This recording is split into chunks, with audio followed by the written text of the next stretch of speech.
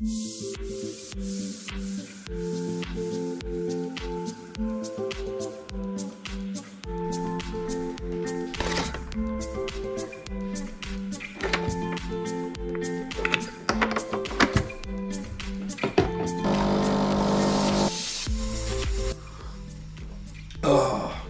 утро, готини хора! Аз съм Борис Мадолев от Strong and Shredded и днес ще видите моят първи самостоятелен влог. В този влог ще видите Full Day of Eating. В него в рамките на 2000 калории ще се опитам да изям 200 и нещо грама протеин. 2000 калории, защото в момента съм дефицит в кът. Покрай пандемията ви казах, че качих някое друго кило. В сторитата в Instagram го споделих. Ако не сте ме последвали в Instagram, го направете, защото е голяма грешка. Там споделям храната си, споделям всекидневни трикчета, с които да спазвате лесно вашата диета. Ще си направя закуска. В момента мисля какво да ви покажа като закуска. В ума са между две неща. Между това да ви покажа нещо нестандартно или това, което хапвам всеки ден. И тъй като аз възприемам себе си като човек, който помага с моите всекидневни навици, всъщност съм решил да ви покажа това, което хапвам всеки ден, което искам да знаете, че ще се опитам да изям 200 грама протеин, без да ям протеин на прах. Не съм сигурен дали обаче няма да вкарам някое протеиново барче, просто защото това са любимите ми десерти, които хапвам. И гледам по един път дневно да си хапвам нещо сладичко. С това, с което ще започна, са със сигурност варени яйца. Ще си добавя пастърма брезола, ще си добавя хляб вита, от който ще си набавя фибри. Въобще след малко ще видите закуската. После ще ходя да потренирам. После ще ходя да поработим малко с клиенти, разбира се ще ви покажа и същността на работата ми с клиенти. Много ви благодаря, че гледахте, абонирайте се за каналчето ни, за големи бицарки и да действаме!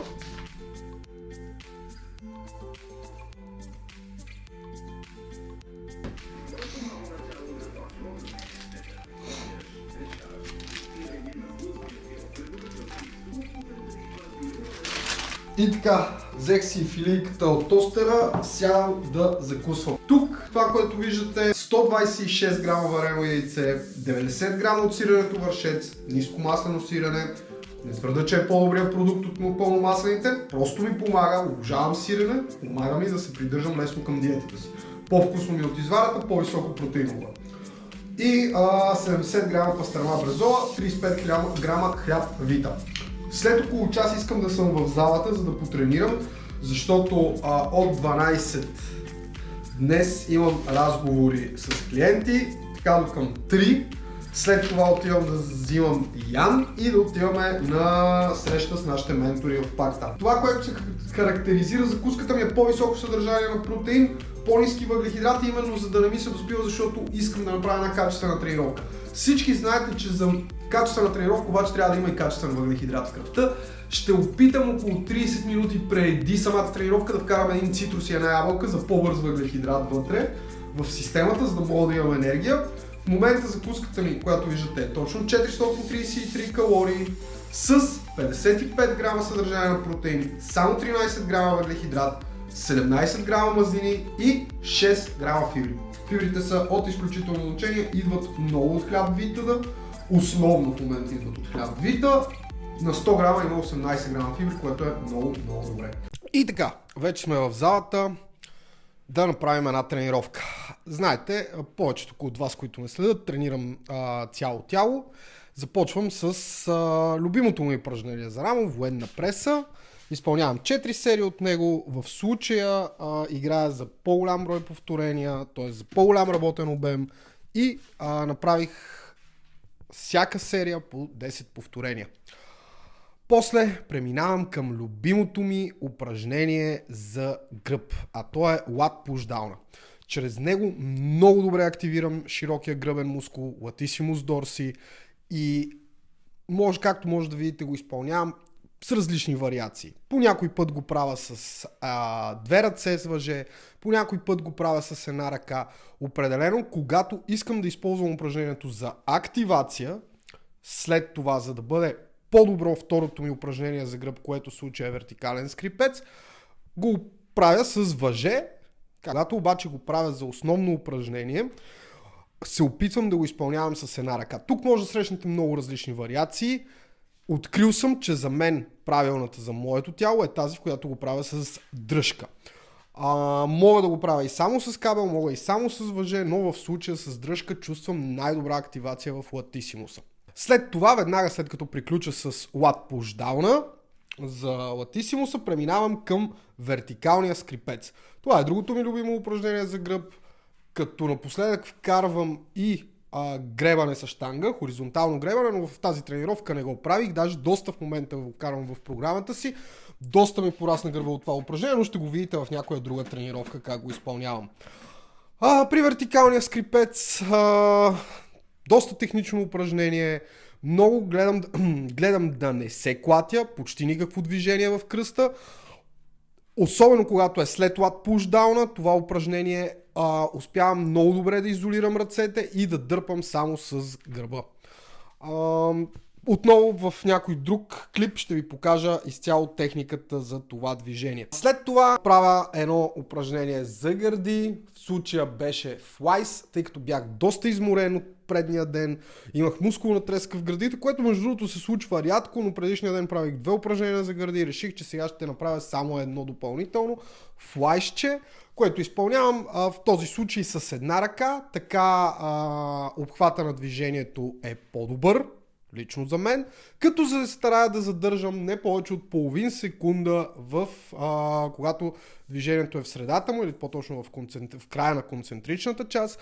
Пускам бавно. Тук е много важно, като при всички други движения, да контролирате тежестта. По-точно аз се стремя да я контролирам, както в концентричната, така и в ексцентричната част.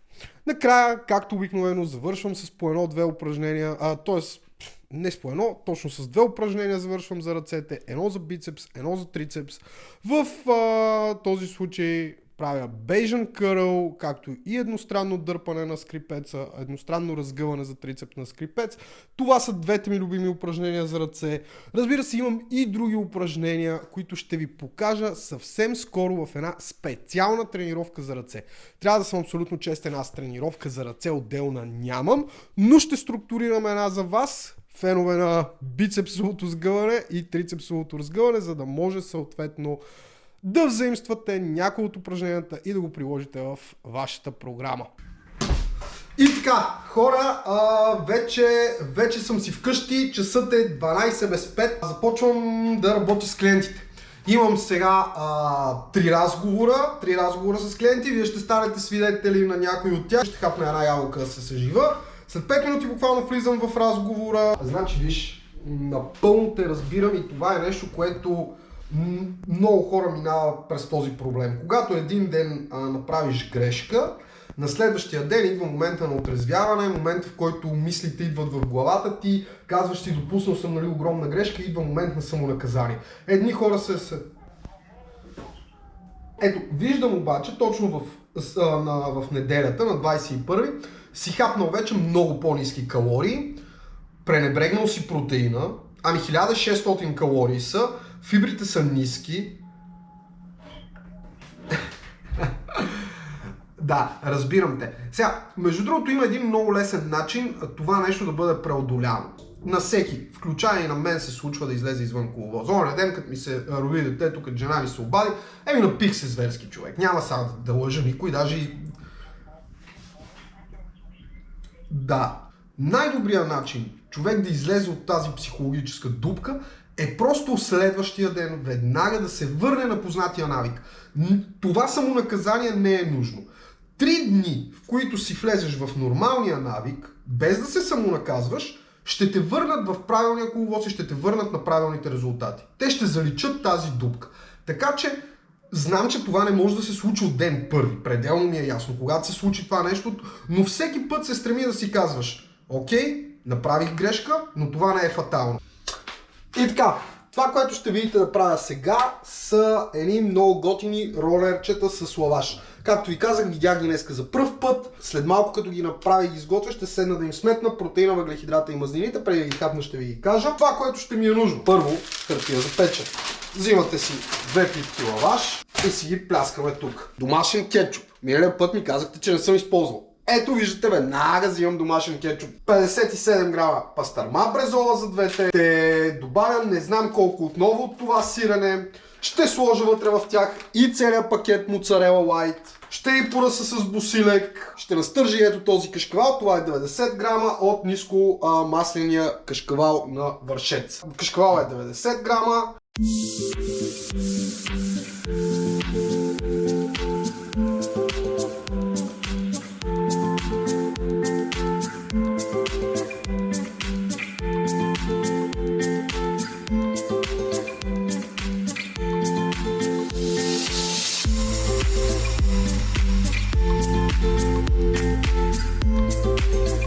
Хора, това се получи брутално. Ама наистина е брутално. Имам предвид, вижте колко е сосич отвътре. Моцарелата се е разтопила. Направо нямам думи. Мислех да си добавя един скир към него. Наистина мислех да добавя един скир. Но то просто няма нужда. Протеина ми става, не знам дали ще може да видите, 139. Ще го хапна един час след тренировката и трябва да ви кажа, че аз лично съм открил, и не само, разбира се, и аз, и други хора, занимаващи се в тази сфера, след тренировъчното хранене трябва да се характеризира с по-ниско съдържание на мазнини в храната ви. По-висок протеин, естествено, за да стимулирате хипертрофията, и не е задължително да бъде веднага след тренировка.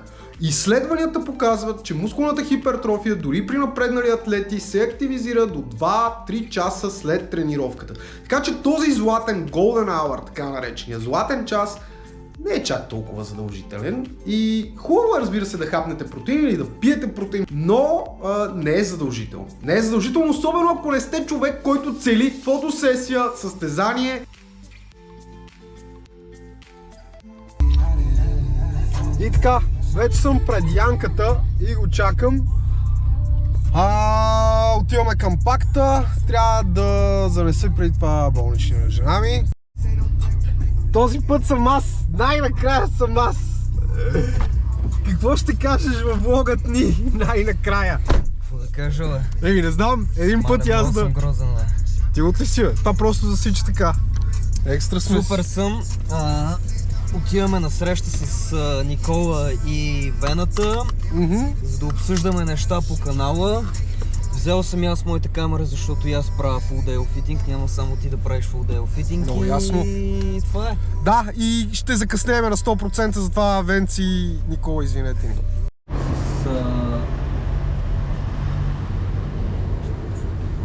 Да. Ще хапваш вафличка преди... Да, вече ги объркахме работите. Това е чисто. То и другото трябва да е чисто. И двете са чисти.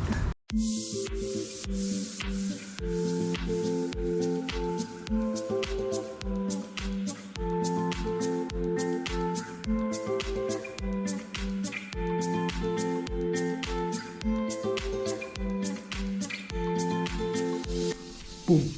И така, срещата се проточва малко дълго, затова ще си хапна протеиновата вафличка. Не знам дали я виждате. Елитна Diamond Ice. Обещах ви, че ще бъде без протеинна прах, но не и без протеинова вафла. Тази съдържа 221 калории с 24 грама протеин. Това ще ми е някакво като междинно хранене. И така, ако си мислите, че сега ще ви покажа третото си хранене за деня, всъщност четвъртото, жестоко се лъжете. 8:30 е, в Ян сме и започваме една стаичка там да я боядисваме, защото трябва да направим втората ръка. Ево да ви покажем, бе. Идвам да ви покажа, съжалявам за качеството. Ево да ви покажем, бе. Чакайте, стронка ще редят първо. Влизайте. Сега ще нанасяме втора боя. Както виждате, първата боя е нанесена. И това е. Да, и това е. Именно, точно така. И това е, и след малко се включвам за последното хранене, което нямам представа какво ще е. И така, хора, много искам да ви покажа нещо интересно за вечеря. Това, което ще видите, е нещо, което съм си сготвил преди 2 дни. Това е свинско бонфиле с лук на фурна. Цялата тава беше точно 1 кг бонфиле, в нея съм добавил 20 грама допълнително мазнина. Това ви го обяснявам, защото да разберете защо знам точния грамаж на това нещо, без да си го измервам. Тъй като го изядох това на цялата това на 4 пъти, съответно Това е последната четвърт, което означава, че вътре има 250 грама бонфиле в сурово състояние и 5 грама добавени мазнини. Точно така фигурира и това нещо в записа ми. Добавил съм си 2 филийки хляб вита, с което калориите ми за деня стават точно 1890 или кажи го 1900. Протеинът за денят ми е 218 с протеиновото барче, което изядох. Въглехидратът ми е 130, мазнините ми са 53 грама, фибрите за деня са ми 21 грама. Ето колко часа. Да, виждате, алармата за лягане вече е активирана. Трябваше да съм си легнал, но това е. Боядисахме, направихме среща с пакта, въобще беше яко лудница днеска. Поработихме добре. Сега е време всъщност да ви оставя, както и вие да си почивате от мен, така и аз малко да си почина. Няма да гледате как го хапвам това нещо. Желая ви приятна вечер на всички и до скоро виждане, до следващия влог или до следващото информационно видео.